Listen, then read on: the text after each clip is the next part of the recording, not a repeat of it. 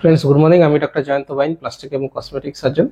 আমরা আজকে ভাইয়ের গাইনোকোমাস্টিয়া সার্জারি করব। আপনারা দেখতে পাচ্ছেন ওনার গ্রেড 3 গাইনোকোমাস্টিয়া রয়েছে, খুবই অবভিয়াস। কিন্তু যেটা ওনার ক্ষেত্রে ব্যাপার সেটা হচ্ছে উনি কিন্তু আগে একবার অপারেশন করেছিলেন এবং একজন সার্জনকে দিয়ে করেছিলেন। উনি কিন্তু লাইপোসাকশন বা গ্ল্যান্ড রিমুভাল এই ব্যাপারগুলো করেননি।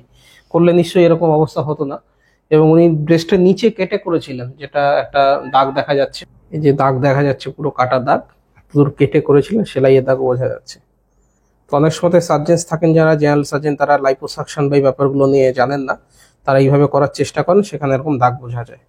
এটা ডান দিকে, অন্য দিকটা বাঁদিকে। বাঁদিকেও সেম কন্ডিশন। এই দেখুন, এই যে দাগটা পুরো এতখানি কাটা দাগ, কিন্তু এই জিনিসটাও কিন্তু বিশেষ কিছু কমেনি। তো আজকে আমরা ওনার ক্ষেত্রে যেটা করব, আমরা এরকম কেটে করব না, আমরা লাইপোসাকশন করব। অ্যাক্সিলা দিয়ে লাইপোসাকশন করে পুরো ফ্যাটটা বের করে নিয়ে আসবো। তারপরে যদি গ্ল্যান্ডুলার কিছু থেকে থাকে সেটাকে আমরা বের করে আনবো। তাহলে চলুন মার্কিংটা কমপ্লিট করি, তারপরে সার্জারিটা আমরা দেখাবো। তো আমরা প্রথমে সুপ্রাস্টার্নাল নচটা মার্ক করব, তারপরে মিড লাইনের পরে ইনফিরিয়ার ব্রেস্ট ক্রিজ, যেটা ওনার ক্ষেত্রে বেশ প্রমিনেন্ট। এটা ডান দিকে, এটা বাঁ দিকে। হাত দুটো লম্বা করে দিন। এবারে দুদিকের বর্ডার, এটা মাসেলের বর্ডার, একটু ঘুরে যান। এটা ব্রেস্টের বর্ডার, দেখুন এখানেও ড্রেন দেওয়া হয়েছিল, সেটা দাগ রয়েছে। যাই হোক, এবারে সুপিরিয়র ব্রেস্ট ক্রিজ, এটা দুদিকে আমরা মার্ক করব, আর মাসল বর্ডার। তো আগে যে ডাক্তারবাবু করেছিলেন এরকম মার্কিং করেছিলেন? না, কোনো মার্কিং করেননি, তাই না? তো এগুলো যারা কসমেটিক সার্জন, প্লাস্টিক সার্জন, তারাই এত সুন্দরভাবে আমরা চেষ্টা করি করতে। তো আমরা দুদিকে মার্কিং কমপ্লিট করেছি। এটা হচ্ছে ব্রেস্টের মার্কিং গোল করে। এটা মাসল, দেখুন এই মাসল, সেম মাসল কাঁধ অব্দি চলে যাচ্ছে। মাসলটাকে আমরা রাখবো, প্রিজার্ভ করবো। অবভিয়াসলি এটা ডিস্ট্রয় করা সম্ভব নয়। আর ব্রেস্ট টিস্যুটাকে আমরা বাদ দেবো, লাইপোসাকশন করবো এবং গ্ল্যান্ড রিমুভাল করবো। এই ধরনের কাটা কখনোই করা হবে না। তাহলে চলুন সার্জারিটা দেখানো যাক।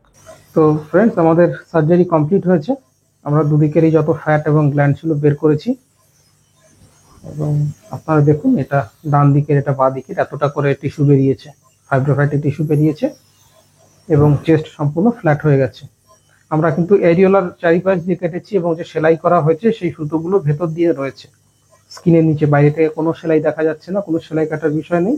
আর এখানে আমরা একটা ড্রেন দিয়েছি, যাতে ভেতরে ব্লিডিং বা হেমাটোমা বা সেরোমা হলে সেটা যাতে বেরিয়ে আসে। এই ড্রেনটা ইউজুয়ালি 12 থেকে 24 ঘন্টা পরে খুলে দেওয়া হয়। সম্ভবত কালকে আমরা এটাকে খুলে দেবো।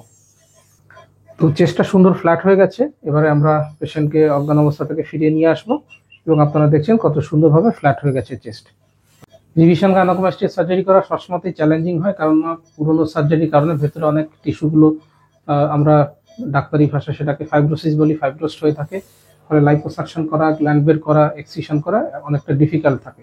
তো আমরা এই পেশেন্টের ক্ষেত্রে সেটা ভালোভাবে করতে পেরেছি এবং লাস্টের রেজাল্ট কেমন হলো সেটাও আপনারা দেখলেন। যদি গাইনোকোমাস্টিয়া নিয়ে আরও ইনফরমেশন জানতে চান, যেমন এরপরে dressing, pressure garment, pressure belt, কবে থেকে বাইক চালাতে পারবেন, কবে থেকে কাজে জয়েন করতে পারবেন, বা পেশেন্টদের এক্সপিরিয়েন্স, এই সমস্ত নিয়ে আমার ইউটিউব চ্যানেলে অনেক ভিডিও দেওয়া রয়েছে, সেগুলো দেখতে পারেন। আর যদি আপনার কোনো প্রশ্ন থাকে নিচে কমেন্ট বক্সে সে কমেন্ট করবেন, আমি প্রত্যেকটা কমেন্টের উত্তর দিয়ে থাকি। বা হোয়াটসঅ্যাপ করতে পারেন নিচের নম্বরে। ভিডিওটা ভালো লাগলে লাইক করবেন, শেয়ার করবেন, চ্যানেলটা সাবস্ক্রাইব করবেন। ভিডিও দেখার জন্য ধন্যবাদ, নমস্কার।